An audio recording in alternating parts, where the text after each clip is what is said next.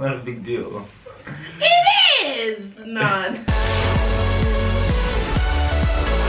Yo, what is up guys? My name is Chris and Brits, and this channel we aim to inspire and entertain you. Now Brits and I have quite a few things we have in common. Like we both like music, we love Jesus, we like looking at nice cars, we like drinking beer. We like photography. Maybe scratch that last one. But anyways, the point is we have a lot of things in common, but we also have quite a few differences. And I think in any sort of relationship, whether it be a friendship, with your parents, with your siblings, with your significant other, there's always going to be differences. But how do you handle these differences? And are you going to allow them to sort of drive a wedge between you? Or are you going to embrace them? And so that's what we're going to talk about today. So let's get started. So point number one is you have to evaluate your differences. And is it going to be something that's a deal breaker for you? Is it like a red flag? Or what? You know, what is the difference that you have? So let's use an example. Brits and I, we are both young people. And I tend to take the fitness and physical exercise quite seriously. Brits, on the other hand, couldn't really be bothered with it. It's not a bad thing. It's just a preference.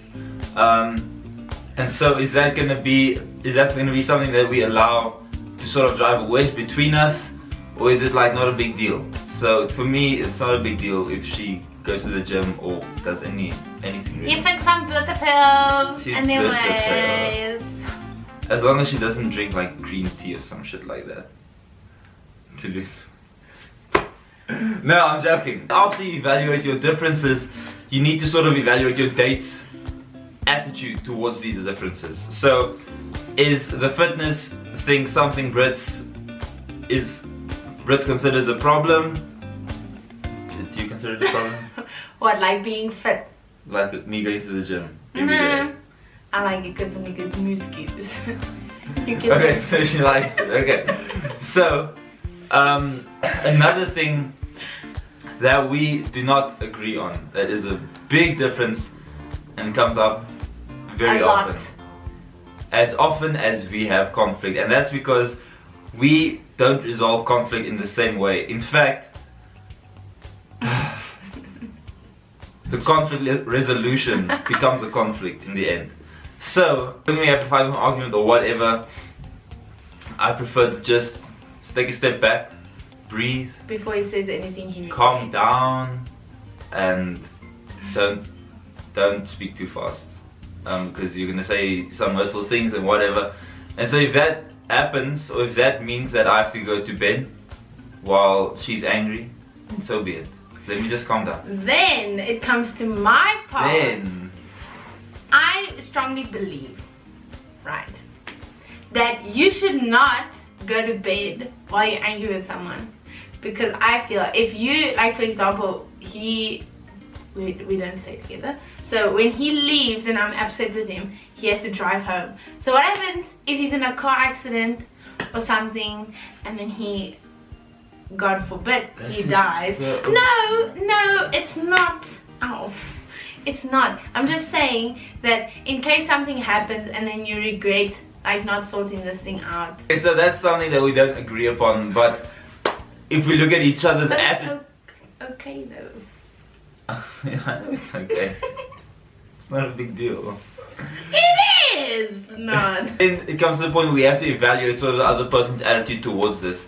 Is it something that this person just downright refuses to do anything to sort of accompany your preferences, or is it something that's continually like proven to be an argument and stuff like that? If it's something that continually drives you apart and like causes arguments and deep, problems, then you might have to reevaluate, the differences and whether you're willing to let it slide, or is it something that you just firmly believe.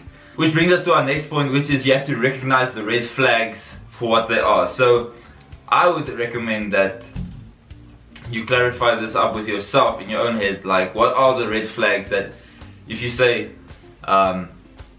you're dating someone and you maybe sort out like a list of these are the things that I will not compromise on. Like for me, it's like if we have to share like the same religious sort of point of view. Yeah. That's really important to me.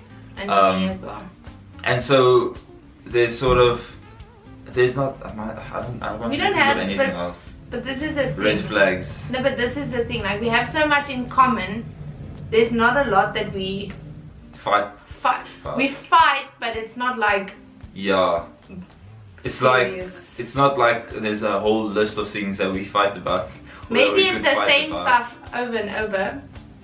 No, I don't think it's not the same stuff over. It's not to that extent. It's just stupid stuff. Yeah, just differences, preferences. And then we figure it out. Yeah, so figure out what you consider to be a red flag. Maybe you require this person to be respectful at all times, and when you're in public, she has to hold your pinky. And if she does not do that, it's a red flag, and you're going to break apart. You have to hold my pinky. That's not the deal for me, but it might be for you. So figure out, like, fasten these things in your own heart and your own mind. Once you've reached this point, you figured out, okay, it's a deal breaker, you know, we're gonna go our separate ways, or it's not a deal breaker, it's not that big of a deal. Then I would encourage you guys to sort of embrace your differences and accept it. Make it yours, and may it nurture and grow you as a human being. You sound like one of those yoga people. So I would say you guys should embrace your differences, because the fact of the matter is everyone is different to some extent. Not only embracing your differences, but also it could prove beneficial to you, to your health as like a couple, to maybe even allow these differences to like stretch you in a way and to help you grow. So saying, like, for example, I think the first example we use is like Chris likes gymming and me, I like not chilling. Chilling. Okay, but anyways, but it could, how can I say, like, rub off? Not really, but it could. You could allow it to like motivate me in a way, and you know, like, so that where it could be that we go gym together, and it happened a year ago. Before Cape Town. Yeah, then I gymmed with him, and we were really like, you know, that gym power couple. You did so well. Thank you. Something that, you know, even if he's different, could rub off on yours and like make you change the way you think. Yeah, you have to sort of be open-minded. Yeah, don't be set and like close your mind and like, I will not gym, I will just chill and eat food. Because then it becomes sort of a deal breaker. So like the same thing with like the conflict resolution, like we have our separate or our different ways of approaching this. You know, it would be good for me to sort of do it, you know, the way Brits likes to do it, or to challenge myself to sort it out before I go to bed, and not, you know, to get over yourself like quickly. Yeah. And not during your sleep. It's challenging. It's happened. It's not like it's constantly just like that. It's happened. Yeah. Sometimes. But it's challenging. But that's how you grow. Embrace your differences. If it's not a massive thing, then embrace it. Allow it to challenge you and for you both to grow together as a couple. And then another pro tip might be also to work on common interests. Yeah. We are lucky enough that we like a lot of the things like recreational stuff, like music and photography, that type of stuff that is like a relaxing thing for us. We like to do those things. And it's nice because then we can do it as a couple. Exactly. So to find something that you both like to do, I would say is a major advantage to you as a couple, because it's something that if you do it together, you sort of grow together, you learn, you improve your skills as a couple together. So that is the video, guys. I hope you guys enjoyed it. I hope you found it informative. If you did, please click the like button. Yeah. And so comment down below. Give us some tips, some things about differences that maybe you guys have learned as in your relationships or in relationships with your friends, family, siblings, whatever. Share some of that knowledge with us. Drop your 2 cents down in the comments. We'd love to hear it.